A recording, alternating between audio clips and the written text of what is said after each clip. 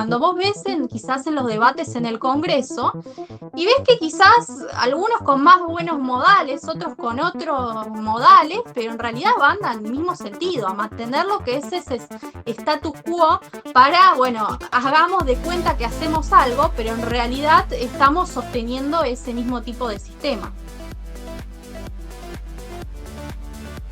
Bueno, ahora sí, ¿cómo andás, Nati? ¿Todo bien? Muy, pero muy bien. Muchísimas gracias por la invitación, Cristian. Nada, un gusto estar en contacto, viste que ahora uno va conociendo gente interesante a través de las redes y la verdad que vengo siguiendo lo que haces y me encantó. Bueno, contanos un poco quién sos vos, cómo te presentás habitualmente cuando alguien te hace esta pregunta. Economista, licenciada en Economía de la Universidad de Buenos Aires, hice una maestría en negocios digitales y también estoy haciendo actualmente una maestría en Economía en la Universidad también de Buenos Aires. Soy columnista económica en ¿Qué le vamos a hacer? Viva la Pepa, Radio Concepto. Y los jueves de 18 a 19 horas conduzco Delirium por Radio Blas. Perfecto, sos una, ¿cómo se dice? Una economista generadora de contenidos. O sea, te podría definir como creadora de contenidos y además economista y otras cosas, ¿no? Sí, para mí no es opción hoy como profesional no crear contenidos para las redes sociales. De hecho, yo siempre vi las redes sociales como un instrumento más del trabajo, ya sea para difundir el laburo de uno, para las participaciones en los medios o inclusive para debatir con otros colegas. Creo que las redes sociales te da ese acercamiento para llevar tus ideas, tus propuestas desde diferentes medios de comunicación hasta inclusive políticos. Hoy podés hablar con el diputado tal que quizás antes era totalmente inalcanzable por medio de Twitter. Es una realidad y hacerle ver tu opinión sobre la realidad. A mí me interesa mucho tu punto de vista, Nati, primero porque, o sea, sos economista, tenés una formación en economía, pero también te interesa mucho la política y das ese debate, digamos, que yo llamo el debate de la agenda pública. Eh, Argentina tiene un problema más económico que político, político-económico, o ambos, según tu opinión. Ambos. Me parece que en algún momento de la historia argentina se generaron dos tipos de equilibrios. Por un lado, el equilibrio económico, que son las propuestas de sentido común, que es lo que aplica el resto del mundo para salir de una situación de decadencia y poder crecer de forma sostenida, que es lo que, digamos, apuntaría a cualquier tipo de país. Y después está el equilibrio político, que es el que le conviene a ciertos grupos de intereses de poder que prima siempre sobre lo que es el equilibrio económico. Siempre decimos, bueno, la casta, ¿no? ¿Qué es la casta en realidad? Bueno, son ese grupo que durante mucho tiempo, de forma sostenida, se han beneficiado de este tipo de sistema, tanto desde los empresarios que en vez de tratar de innovar sobre un determinado producto, bajar los costos, ofrecerle un producto más barato, de mejor calidad al consumidor final, se dedican a hacer ¿no? En lobby, lo que es la famosa Ann Kruger, que era ex economista jefe del Banco Mundial, apuntaba siempre las fallas del famoso gobierno, siempre que generar este tipo de políticas que benefician a algunos o perjudican a otros, siempre va a crear un grupo que va obviamente a querer incrementar esos beneficios o a disminuir esos prejuicios. Y es lo que pasa en el día a día. Muchas empresas acostumbradas a levantar el teléfono y obtener beneficio en vez de ver la forma de ser competitivas.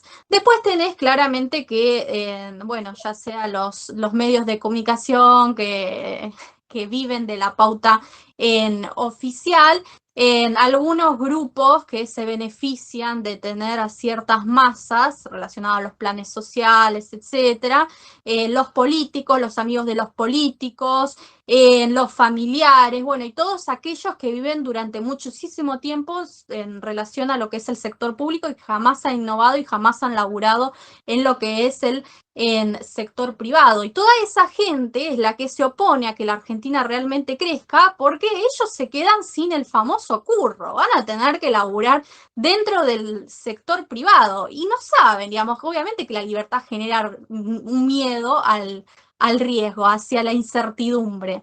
Y eso es lo que pasa de que son tan, ¿no?, limitantes a la hora de generar cambios profundos. Y cuando vos ves quizás en los debates en el Congreso, y ves que quizás algunos con más buenos modales, otros con otros modales, pero en realidad van al mismo sentido, a mantener lo que es ese status quo para, bueno, hagamos de cuenta que hacemos algo, pero en realidad estamos sosteniendo ese mismo tipo de sistema. Vos planteás un punto de vista que creo que es interesante y que me parece que se agudizó mucho más después de lo que sucedió con la pandemia, y es el tema de lo que es la libertad, ¿no? Que desde el punto de vista del derecho, generalmente uno habla primero de, por ahí, la autonomía, ¿no? Y en un grado más profundo, la intimidad. Pero viste que son como distintas fases. Yo podría plantear, bueno, la intimidad, la autonomía y la libertad de poder, digamos, poder proceder conforme a mis valores, a mis creencias, sin perjudicar, obviamente, al otro, a un tercero. Ahora, ¿por qué pensás que en esta época, en este tiempo, sí, digamos, se generó como un clima donde estas ideas que vos estás proponiendo, que es básicamente, como se llama un poco este ciclo, que es hacerse cargo de su propia vida, tienen más, digamos, más posibilidad o más adeptos que en otros tiempos? Creo que también porque implica reglas de juego más claras. Y lo ves quizás en el día a día hablando con la gente. No el 90% sean liberales y lean a Hayek, a Mises, la realidad es que no es así. Pero están cansados de que se los pase por encima, de que nos tengan un problema de, no sé, desde la usurpación, de que le robaron, que vayan a la policía, que vayan a la municipal y no encuentren respuestas. De que por más de que voten a Juntos por el Cambio, al radicalismo, al peronismo, todo se mantiene igual, vivimos igual en la misma situación y cada vez peor. Creo que ellos están buscando en parte a, bueno, que haga, digamos, haya reglas de juego claro y además de esta individualidad, digamos, yo quiero emprender, yo quiero trabajar tranquilamente, quiero tener oportunidades, quiero que cuando me reciba pueda tener un trabajo y pueda ahorrar con ese salario para poder comprarme mi casa, mi auto, digamos, quizás hasta libertades básicas que hoy se encuentran cercenadas porque ciertos grupos se terminan siempre beneficiando. Creo que inclusive lo que estamos viendo es, bueno, una reacción espontánea de la gente decir, basta, hasta acá llegamos, no podemos seguir con la misma situación, siempre nos prometen espejitos de colores y nada cambia, y yo veo que mis hijos están yendo del país, y yo veo que cuando tenía un laburo de pasante en el Banco Central en los 90, yo pude acceder a mi primer auto, y hoy, lamentablemente, con 3 títulos universitarios, quizás inclusive trabajando en el mismo lugar, yo no me puedo ni siquiera acceder a mi primera casa o pagarme mi alquiler.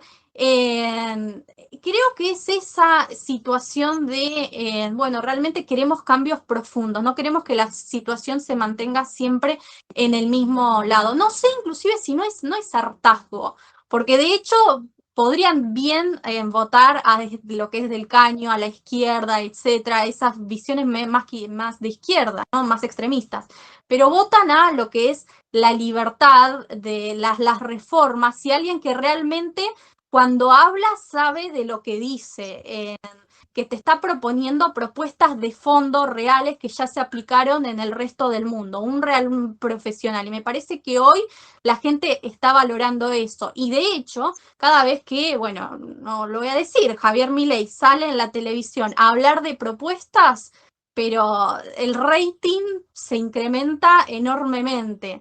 Y eso creo que la gente está buscando hoy de fondo, propuestas reales, y no quieren que les vendan, digamos, esto de, bueno, me salgo a tomar algo en TikTok y a ver si empatizo o no con el público, que te hago eslogans de campaña del amor y del diálogo y que te prometa un montón de espejitos, pero después no hay nada sólido detrás. Me parece que ya la gente está buscando más y te habla también de una transformación de la sociedad, sobre todo para mí de lo que es la clase media, de la clase media baja, hacia políticas reales. Ujú. Y Nati, ¿por qué vos, como contabas, como profesional independiente, decidiste hacer esto que estás haciendo ahora, que es salir a decir lo que pensás? ¿Por qué decidiste involucrarte en lo que comúnmente se llama la agenda pública? Bueno, cuando yo me recibí, la realidad es que la mayor parte de mis colegas lo único que veían era yo me quiero ir de la Argentina. Es más, te lo decían los mismos docentes, si podés hacer una maestría, un doctorado afuera y no quedarte en el país, inclusive era durante la época de Juntos por el Cambio, ¿no? Hacelo, porque la verdad es que este país no tiene muchas oportunidades, les va mejor a los que terminan yendo a trabajar afuera. Bueno, era eso. Es más, yo tuve la posibilidad de irme, conseguí una beca en México, y lamentablemente en ese momento estaba con mi familia y digo, no puede ser que, digamos, me tenga que ver forzada, porque yo amo este país, la verdad me encanta, o sea, los paisajes, a mí me gusta manejar ruta y todo, o sea, realmente adoro mucho y además está mi familia, o sea, tengo padres grandes, no los podía dejar, era como me rompía el corazón. Y en ese momento, bueno, justo emergió lo que es, yo era liberal, claramente, y emergió todo esto del liberalismo para meterse en lo que es la política. En algún principio con lo que era de la mano de José Luis Espert y después posteriormente Javier se metió también. Y empezamos a armar diferentes partidos y la idea justo era, bueno, tratar de involucrarse. El liberalismo estaba en un momento en el cual se sentía muy decepcionada de Juntos por el Cambio. Yo fui parte de que se intentó de todo para hacer llegar las reformas que ahora está proponiendo Javier Milei al espacio de Cambiemos y nos tiraban las propuestas al tacho de la basura. Era así, un ninguneo, una soberbia increíble. No, lo que ustedes están proponiendo no se puede hacer ahora, necesitamos hacerlo de forma más gradual, hay muchos intereses de por medio. Bueno, siempre eran todas excusas, ninguno quería realmente cambiar. Y vos cuando veías los mismos liberales que se habían metido, algunos que lograron algún cargo, ¿no?, en los ministerios, que hacían lo mismo que el kirchnerismo, ampliaban las plantas, traían a los familiares, creaban más puestos de trabajo, todo lo contrario a lo que habían hecho en campaña de decir, bueno, hay que bajar el gasto público, hay que eficientizar más. No, lo único que hacían era, bueno, cambiar de nombres y mantener lo mismo que hacía el kirchnerismo. Entonces, creo que ante ese hartazgo, y los liberales se dieron cuenta, porque la mayor parte son de convicciones fuertes, y si no, es hora de que nos involucremos nosotros. Y nos favoreció muchísimo de que de pronto hubiese un boom por Javier Milei, es la realidad. Esto de que él podía, digamos, ir a los canales de televisión, hablarte de Mises, hablarte de libertad, que era un concepto, pero íntegramente peyorativo, que no se podía, que inclusive cuando yo estudiaba en la universidad decías liberal, era neoliberal y se veía mal. Y de pronto se empezó a valorar, se volvió todo lo contrario, un concepto positivo, un concepto en el cual los jóvenes luchaban y levantaban la bandera. Y de pronto Javier pasó de los canales de televisión hacia, pero encuentros en plazas de multitudes, es una locura. Y él hablando de Mises de Hayek, o sea, a mí la verdad es que me dejaba helada, yo digo, no lo puedo creer. Y te hablaba de economía, iba a la calle y la gente salía de los comercios a abrazarlo, a felicitarlo, a decir, sí, es lo que necesitamos, es lo que necesita nuestro país, a dar clases de economía. O sea, ¿quién de la gente? Empezaron pibes de 14 años a acercarme y decir, che, yo estoy leyendo a Henry Hazlitt, o quiero leer también La acción humana, que es muy difícil de leer. Era todo un cambio, se veía un cambio cultural. Ya no eran los pibes, no, queremos militancia, no eran los pibes que te leían un montón de libros, que se involucraban en política, y lo único que querían era un país en lo que ellos puedan emprender, puedan trabajar en lo que es el sector privado. Creo que con Javier también el concepto de meritocracia empezó a lanzarse dentro de la sociedad, y esto de que no es necesario que la única posibilidad que tengas es o irte afuera o tener un puesto en lo que es el sector público, sino trabajar del sector privado, de generar un valor agregado. Eso con Javier, digamos, se logró impresionantemente, y gracias a eso hoy tenemos un liderazgo político de alguien sensato. Yo no hablo de liberalismo, sino hablo de sentido común, de aplicar lo que ya se aplicó en otras partes del mundo, traerlo acá en la Argentina y permitir que nuestro país pueda crecer de forma sostenida. De hecho, él cuando te habla de lo que son las reformas, no te dice, che, en 4 años vamos a ser potencia mundial. Te dice, este cambio es para 35 años, lo lógico, es lo que pasó el resto de los países, que a partir de la década de los 80, algunos antes, en la década de los 60, aplicaron este tipo de reformas, y hoy son los países más ricos del mundo, pero hay que iniciar ese camino, no hay otra forma, no es que bueno, vamos aplicando las mismas recetas que no funcionaron, en algún momento van a funcionar. No es así, no es que hay, digamos, soluciones mágicas en economía. No, hay sentido común, hay recetas que funcionan y hay recetas que no funcionan. Es una ciencia como el resto de las ciencias. Entonces, creo que, digamos, esa posibilidad que tuvo bueno, de insertarse Javier y ser un liderazgo político es lo que también a uno lo envalentona para involucrarse aún más. Yo antes decía, bueno, la Argentina era de las que pensaba la Argentina, no puede cambiar mucho. Y cuando se involucró Javier y veo todo el cambio que se está generando en poquísimos años, es cuando digo, sí, tenemos una posibilidad, es como una bala que tenemos ahora y hay que meterle todas las fichas para que para que este país pueda salir adelante. Che, Nati, por último, te quiero preguntar a nivel personal, ¿vos sos optimista con respecto al futuro de la Argentina? Sí, yo creo que depende de quién gane. Si gana Javier, estoy convencida de que, porque lo está trabajando en la reforma y tiene un equipo, pero maravilloso, de profesionales expertos en el área, de que vamos a crecer. Va a ser difícil, obviamente, cada uno de los cambios, vamos a tener que enfrentarnos a los diferentes poderes, ese status quo y etcétera. No va a ser un camino fácil de transitar, pero es muy, muy posible de hacerlo. Hay un equipo profesional detrás de esto. Y además hay una persona que realmente quiere, con convicciones fuertes y con coraje para encarar ese camino. Si logramos que Javier gane, me parece que la Argentina, claramente que en 15 años ya vamos a ver los cambios y va a ser uno de los, en pocos años, en 6 años ya vamos a ser uno de los mejores países de la región latinoamericana, porque tenemos un montón de recursos para explotar, recursos tanto naturales como humanos. Yo siempre digo, en Paraguay, por ejemplo, lograron superar ciertos debates, como por ejemplo el orden macroeconómico. Ellos tienen baja inflación, desempleo, etcétera. Llegan inversiones, pero todavía le cuesta muchísimo crecer de forma sostenida porque, por ejemplo, le falta capital humano. O sea, realmente tienen que traer docentes del exterior para que les enseñen. No son muy buenas las universidades ni tampoco los colegios, no se comparan con el nivel de la Argentina. La Argentina, por suerte, tiene, más allá de todas las falencias que pueda tener el sistema educativo, por ahora sigue siendo, por lo menos lo que es la educación superior de excelencia en nuestro país, privadas, públicas, sigue siendo muy bueno el sistema.